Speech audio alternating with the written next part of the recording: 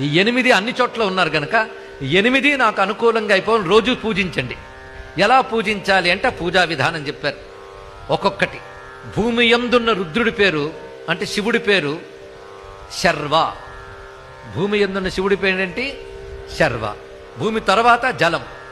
జలమునందున్న శివుడి పేరు భవ. అగ్నియందున్న శివుడు రుద్ర. వాయువునందున్న శివుడి పేరు ఉగ్ర.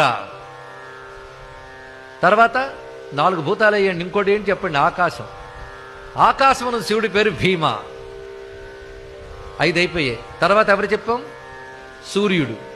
ఆయన యందున్న శివుడి పేరు ఈశాన.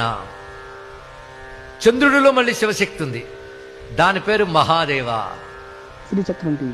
తర్వాత క్షేత్రజ్ఞుడు, వీడికి యజమాని అని పేరు, అతని పేరు పశుపతి. జీవుల్లో పశుపతి గోండి నడుపుతుంటాడు అందరిని ఇక్కడ.